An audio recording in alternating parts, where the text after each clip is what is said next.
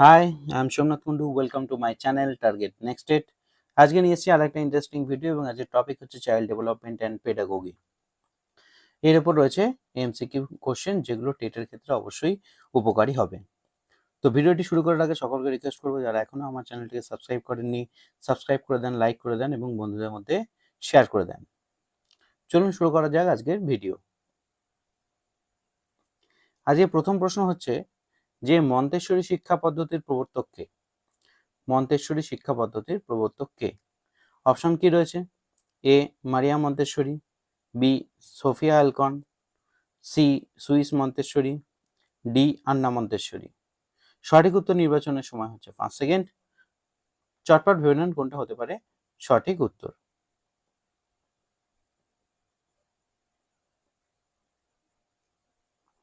সঠিক উত্তর হচ্ছে অপশন এ মারিয়া মন্তেশ্বরী। পুরো নাম হচ্ছে মাদাম মারিয়া মন্তেশ্বরী এবং এখানে একটা ছবিও দেওয়া রয়েছে। চলে যাবো নেক্সট কোশ্চেন। বলছে ব্রেল পদ্ধতিতে লেখা কলমটিকে কি বলে? ব্রেল পদ্ধতিতে লেখা কলমটিকে কি বলে? অপশনগুলো দেখে নেব।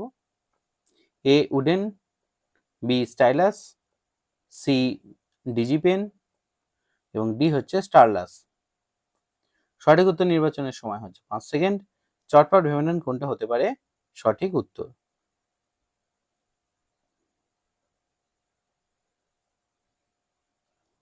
সঠিক উত্তর হচ্ছে অপশন বি স্টাইলাস। এটা হচ্ছে স্টাইলাসের ছবি। চলে যাবো নেক্সট কোশ্চেন।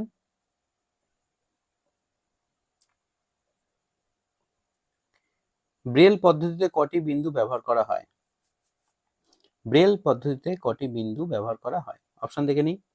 6টি, 7টি বিন্দু, 8টি এবং 9টি বিন্দু। সঠিক উত্তর নির্বাচনের সময় হচ্ছে 5 সেকেন্ড। চটপট ভেবে নেন কোনটা হতে পারে সঠিক উত্তর।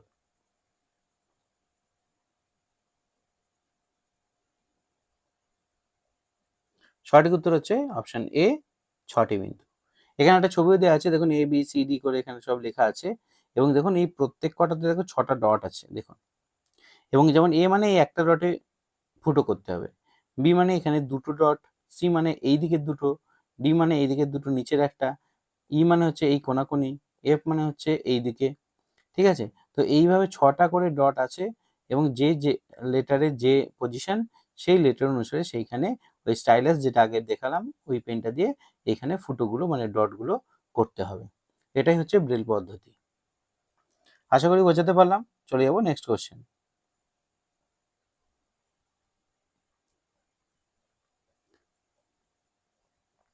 বলছে অ্যাডোলেসেন্স নামক বিখ্যাত গ্রন্থটির রচয়িতা কে? অ্যাডোলেসেন্স নামক বিখ্যাত গ্রন্থটির রচয়িতা কে? অপশন আলফ্রেড বিনে, জর্জ হারবার্ট, পাবলো বোনে, স্ট্যানলি হল। সঠিক উত্তর নির্বাচনের সময় হচ্ছে 5 সেকেন্ড। চটপট ভেবে নেন কোনটা হতে পারে সঠিক উত্তর।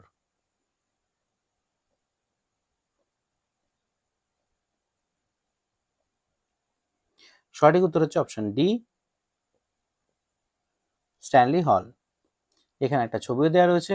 আমার প্রত্যেকটা ভিডিওতেই যত সংখ্যক পারি আমি ছবি দেওয়ার চেষ্টা করি। এর ফলে কি হয়, আমাদের অডিও ভিজুয়াল হলে আমাদের সেটা বেশি সময় পর্যন্ত মনে থাকে। এর জন্যই কিন্তু আমি যতদূর পারি এবং চেষ্টা করি ছবিগুলো দেওয়ার। চলে যাবো নেক্সট কোশ্চেন।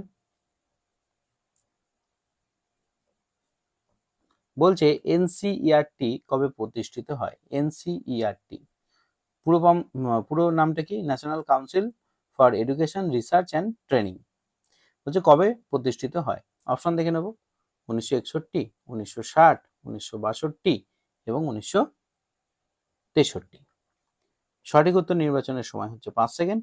চটপট ভেবে নাও কোনটা হতে পারে সঠিক উত্তর।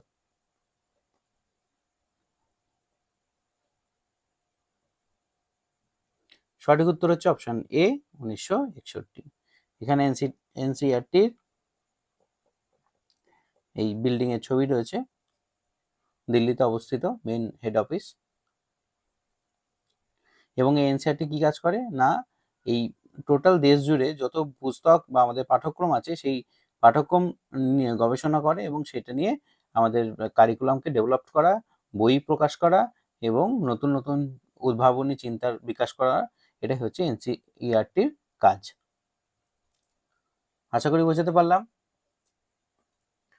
আমার ভিডিওটি পুরোটি দেখার জন্য সকলকে অসংখ্য ধন্যবাদ জানাচ্ছি। যদি আমার ভিডিওটি মনে হয় উপকারী, প্রয়োজনীয় এবং পাস করার জন্য যথোপযুক্ত, তাহলে অবশ্যই আমার চ্যানেলটিকে লাইক করুন, শেয়ার করুন এবং সাবস্ক্রাইব করুন।